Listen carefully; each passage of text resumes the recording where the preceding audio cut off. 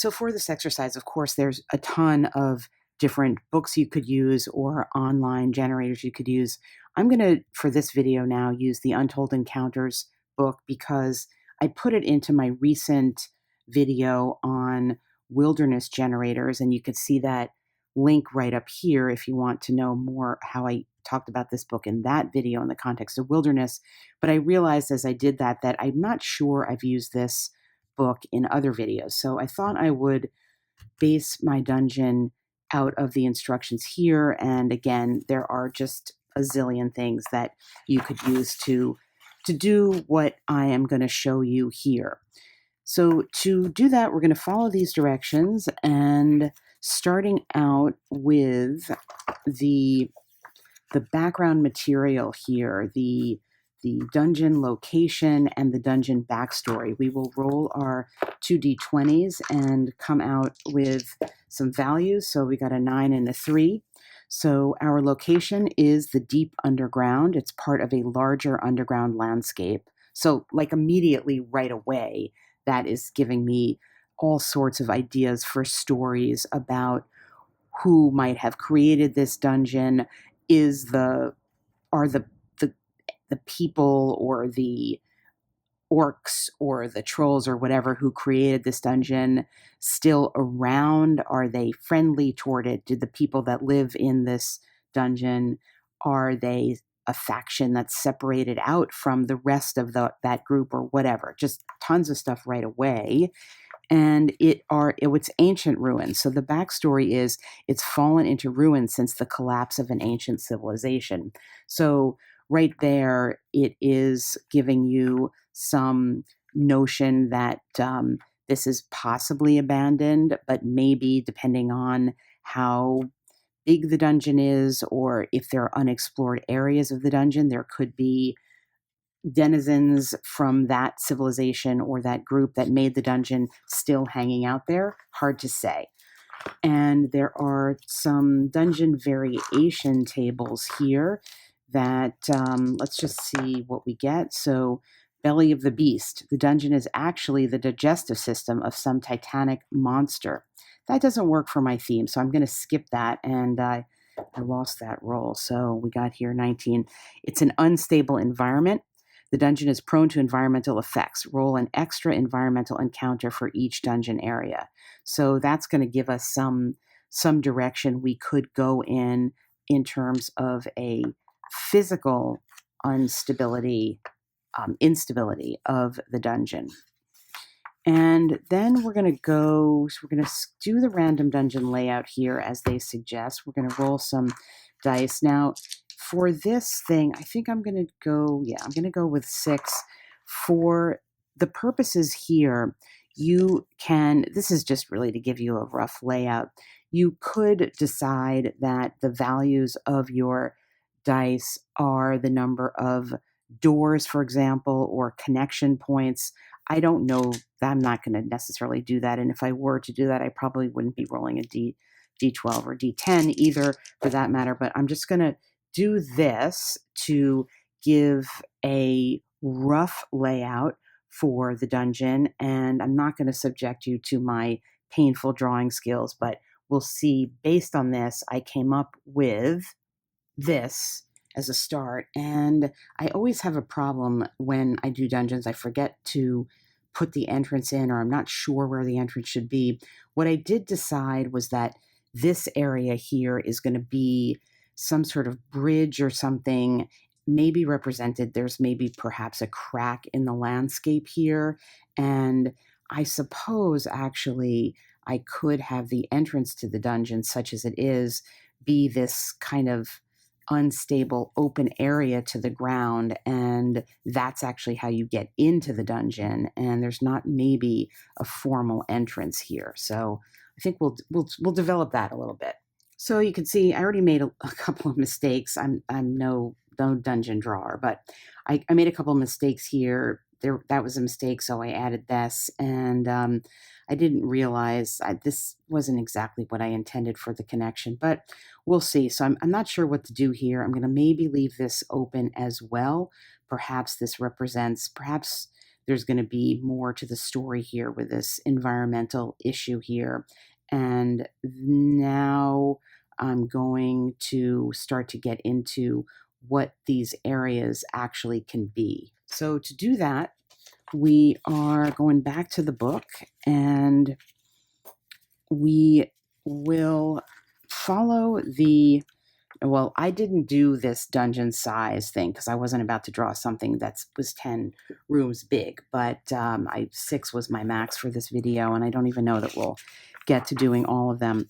So we're going to go back here and start to generate the actual encounters and types of rooms here. Now, this is an encounter-based book, so unlike, for example, the dungeon construction guide that I showed in a different video, and I'll link that video right here, this does not give you a table to roll on to create a room. So this is an encounter-based dungeon. And so that is, we're going to work with that, and we'll start by rolling a d20 to get the first encounter.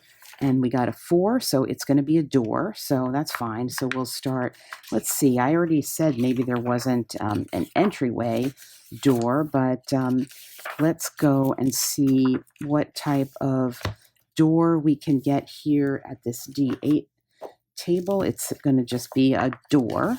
It's going to be a very basic door. So let's give this D100 table a roll and see if we get something to our liking and where we're going to place it.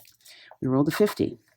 No door. No door here. At best, a curtain hangs in place. Okay, well, I'm going to take that sort of thematically to be what I said, which is there is no door. So I'm going to focus on the entrance here. There is no entrance. It's going to be a sort of crumbling, maybe a dirt entrance in or something like that. And let us render that visually. All right, you see I have the little entrance here. I drew my bridge, and I was starting to draw on these lines, but I realized I'm trying to give the sense that as the dungeon goes here, it's going to be more constructed, but I realized I got to maybe populate these rooms with things. So I stopped drawing the lines, and we will do that erasure. So that is our door, such as it is. And again, we can develop this more narratively as we go. And the way we're going to do that is to just continue to roll on this encounter-based dungeon and go back to our table here, the D20 table, to get another suggestion of an encounter. We got a 5, so that's going to be an enemy. So in this particular case now, there's not a bestiary in here per se. So we're not going to get a table upon which to roll that's going to give us a type of enemy, but we are going to get this description of an encounter with an enemy. So let's take it that far and see. We rolled 100. War horns. A vast number of denizens are on their way soon. So what this says to me is that the story here, because this is, as I said at the outset, perhaps a remnant of a situation that was left in ruins, whoever built this thing are coming back. And that's where, in terms of who it was that built it, you would be taking that from your specific rule set. And if I was using this to continue on in this video and actually play a session, I would at this point probably determine what that rule set was and go to that bestiary and pick something out. So I have to think about whether this wasn't what I planned, but maybe that's what I need to do in order to continue to build out this dungeon and the story that it's going to tell. All right, so I started to add a little more detail here, and this isn't really a drawing video, but I want to indicate that this theme of the developed area and this crumbling area, and again, reminding us that a vast number of denizens are on their way soon. So I looked around to see who could be creating this. So we're gonna go to Creatures of the Dying World. This is a D20 where there's 20 creatures in here, and we'll see if creature 6 has built our dungeon. 1, 2, 3, 4, 5, 6. Ooh, an ice giant. An ice giant. It is said that ice giants have been known to pluck men from the frozen wastes, put them in cages, and bring them home to their children as pets. They cannot abide warmth, for their hearts are made of ice. Okay, so we're dealing here with a dungeon built by ice giants, and that's the extent of the prompt I'm going to go for, because again, what we're trying to show is that this dungeon can be used to create any kind of story in this particular, for any kind of rule set. So this is not now a Morkborg dungeon, although it could be, but this could be a dungeon for anything. But it's built by giants. It's built by ice giants, and so perhaps this crumbling, this is going to be, maybe it's in a glacier and this is crumbling or melting ice in some way, and that is part of the environmental instability of the dungeon. So let's go back to our main book here and continue on for rolling some encounters and seeing if we can locate these encounters in specific rooms. So we will go to our D20 and being mindful that we're supposed to be rolling an extra environmental encounter for each room. I didn't do that here because this was kind of built into the crumbling entrance, but we rolled a 7, which is another enemy situation. So now that we know this is an ice giant dungeon, we have that as an anchor point to build a story around this enemy encounter 32, which is from above, an attack from high ground or even flying opponents. Well, that is coming into the story here, because we know that it's just confirming basically that denizens are arriving here. So could it be other ice giants? Maybe the ice giants are opposed by fire giants who want to reclaim this. Who knows? But that is a continued conflict and sense that this dungeon is under assault. And so if you were playing this out as a GM or as a solo GM, you would be beginning this session in the middle of some story, which is always something that's great to do. So let's continue on the encounter table. And 15 brings us to some sort of intrigue. Let's see, what type of intrigue do we have here? And the intrigue will be 11. A boneyard, a pile of bones strewn all around. Let's see what they say about that. And immediately the entire dungeon is strewn with bones, both old and new, from all manner of creatures. So this ice giant is going to, or the ice giants, perhaps they have been collecting and their prey, and it suggested that they could feed off of men or whatever. So we know that this dungeon is going to be kind of strewn with bones all around. All right, so we're coming along here in the drawing. I didn't do this. As I said, I'm no artist. I tried to draw in some suggestions of bones here, and I'm not going to do it throughout the dungeon.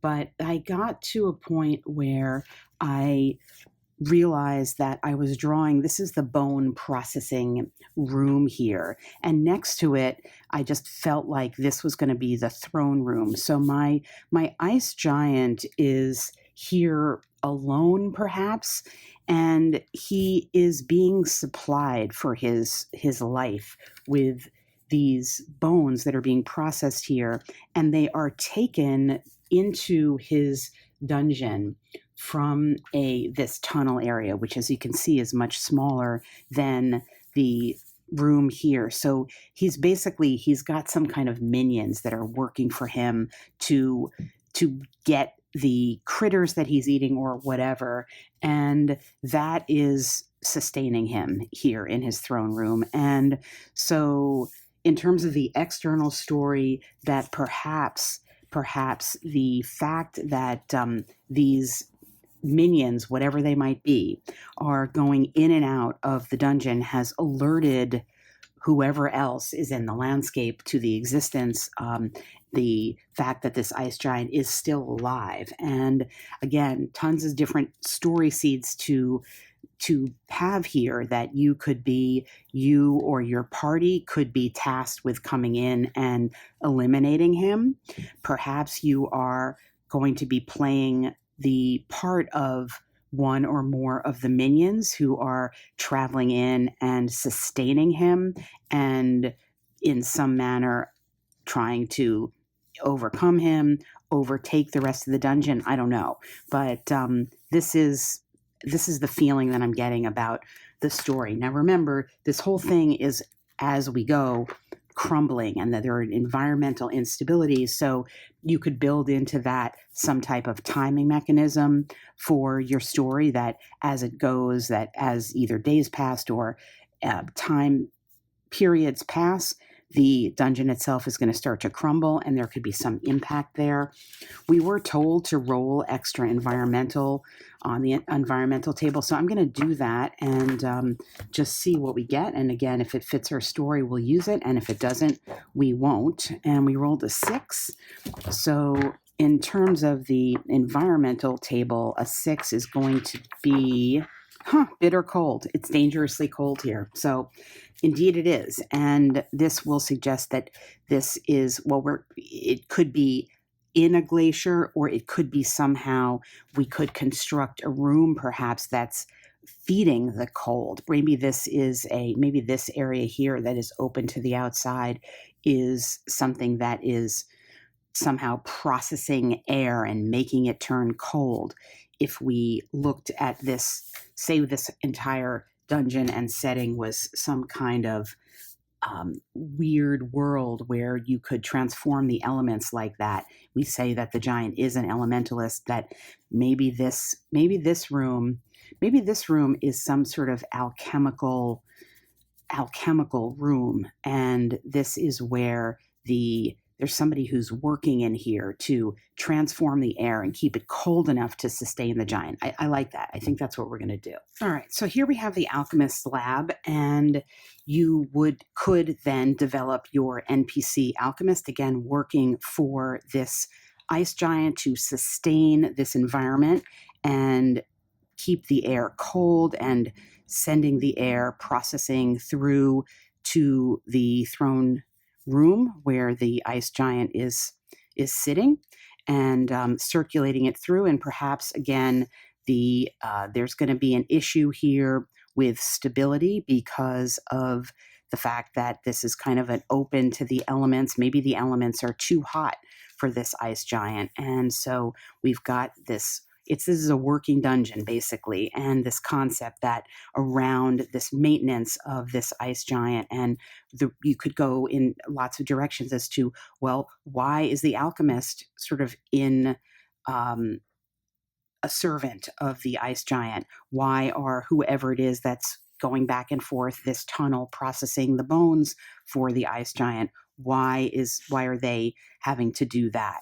And so we are getting the sense of this dungeon itself now is going to be about the maintenance of this ice giant. And it's not a D100. Let's go to the D20 to roll up the next type of encounter. We got more and we got another enemy situation.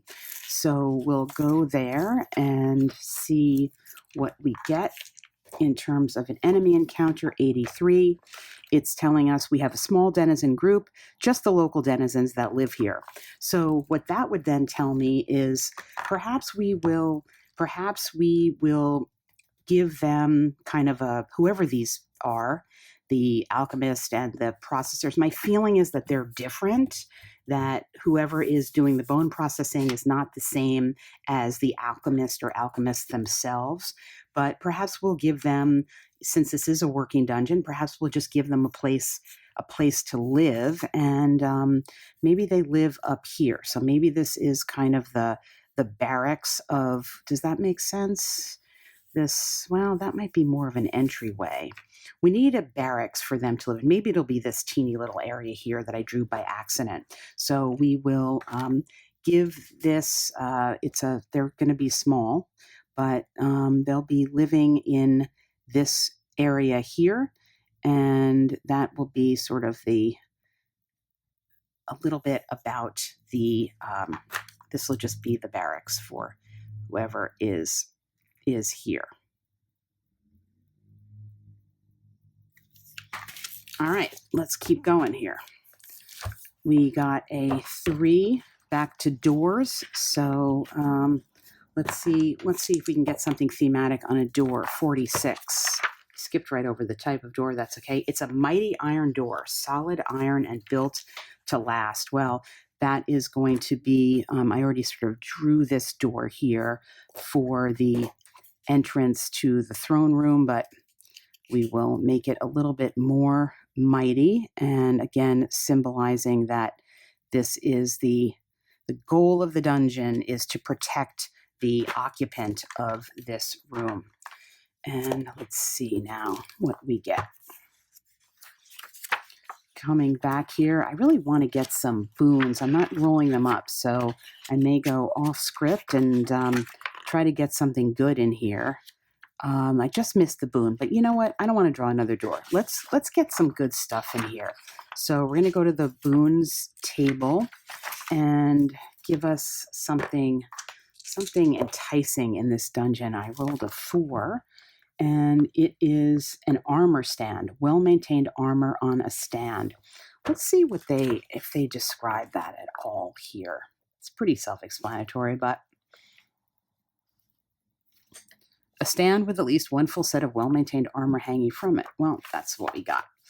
Let's get some more stuff up in here. 14, booze, cask, bottles, and barrels of the good stuff. So we're going to have some happy booze in the barracks, some armor for our giant, as well as a mechanical oddity. Well-made portable clockwork device of unknown use. This device is the size of a backpack, a lot of clockwork, multiple keys, dials, and other controls. Not clear what it's for. Well, I think that that mechanical device is obviously fleshed out here. So we kind of got something for all of our rooms. We don't have, well, maybe that's the bone processing has the mechanical device in here. So we've got the mechanical device in bone processing. The alchemist lab, I don't know how that is yet processed, but I don't think it's with a clockwork. All right, moving forward, let's keep going and back to our D20. And we rolled a 16. Intrigue. All right, intrigue. We got a 48. Music.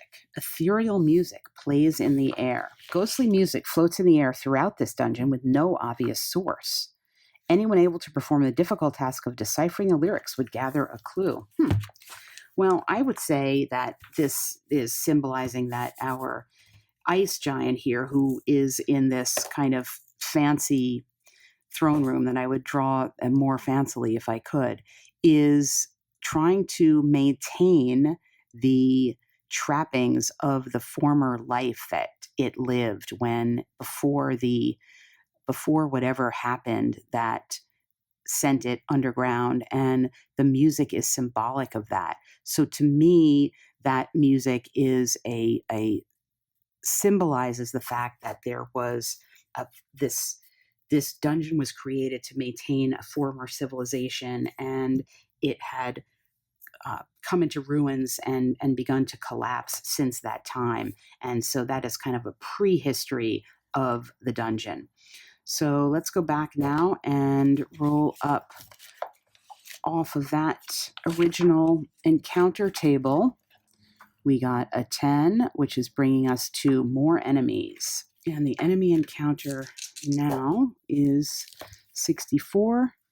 Oh, a lone monster. This soul monster wanders these halls. Well, to me, what that's going to say is that we have coming in through this alchemist's lab, perhaps, we have a monster wandering around here, the sworn enemy of this ice giant, perhaps traveling down here. Maybe this is an armory down here, and the lone monster is traveling down to arm itself. Perhaps there's going to be some sort of underground war, or we are the lone monster. This is a symbol symbolizing the fact that we have entered and are traveling. We're to equip ourselves down here with something to fight the ice giant. Yeah, and I totally changed my mind here. We're not gonna, this is not an armory. We would not, a lone enemy would not come in to try to fight this ice giant. But this is a treasure room. And in fact, I can see now the balance of the dungeon here. The giant is facing his treasure. He's all about what he's got. And this is a treasure room, and it is also right behind the barracks here where some of the minions may perhaps remain. Perhaps this is like a guard room kind of area here, and there are some pedestals here for the guards to stand to further protect the treasure room, which is deep here and very protected. And that leaves just a couple more spots here for fleshing out our dungeon here. And again, this is like some sort of bridge over, I was envisioning like a chasm or something, this environmental rift that is, as you recall from the outset of this video, the impact of the deep underground fissure or fracture symbolizing the unstable environment here.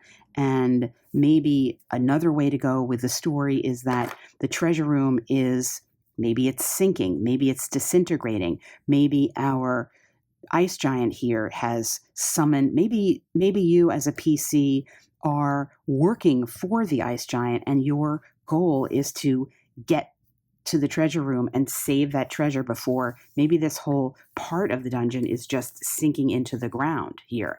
And the working part is, you got two sides to the dungeon here. You got the minions working to process these bones to feed the ice giant, and you've got the alchemist here working to filter the air and keep it cool enough for him. And at the same time, you've got this part of the dungeon with the treasure just kind of sinking away, and that's the time pressure of your story. I'm liking this. And perhaps we've got, instead of thinking of a fissure in rock, we've got sort of ice and fire, and we've got the cold and the hot, and this is the place where they meet, and maybe that is the source of the disintegration. So if that would be the case, then we've got two very different kinds of rooms that we want to establish here, that this is the working part of the dungeon and this is the kind of part of the dungeon that needs to be saved. So in thinking about it, I've decided that this room here is going to be a council room, that this part of the dungeon is going to be the remnants of when the ice giant was truly king and had counselors of war meeting, and there's perhaps I was initially thinking maybe it would be a library, but it was the meeting space, the council room, right in the entrance to this working dungeon, the former grand entrance, which is now falling to ruin. And then the armory, I didn't label it here. Here is going to be the remnants or the armory. And that will be the part of the other, again, the symbol of the walking into the dungeon, having the alchemist lab right behind the entrance, generating the environment for the dungeon, the armory off to what would be the left, and off to the right, the council room protecting the treasure room and housing the area where the minions are.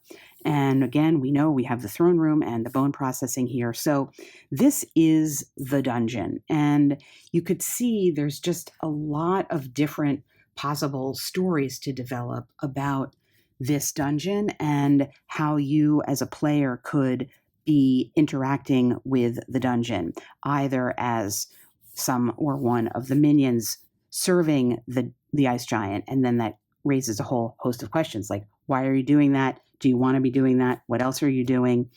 Or as this lone wanderer coming in trying to either steal the treasure or perhaps steal some of the secrets from the tomes that may be here in the council room. The secrets to what? Who knows? The environment itself, while I originally envisioned it as a kind of fissure in the earth, could be more symbolic of the fight between ice and fire.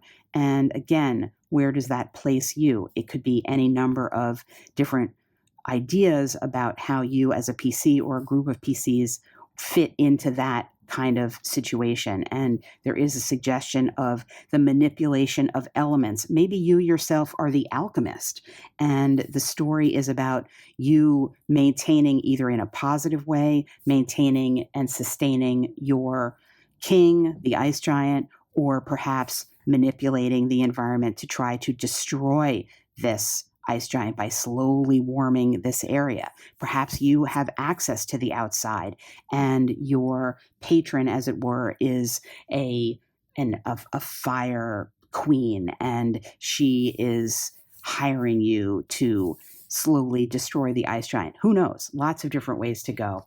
But this is an example of how just making a dungeon itself without a rule set, without knowing who you're going to play or what you're going to play, just provides a ton of different opportunities to develop a story in any number of different directions.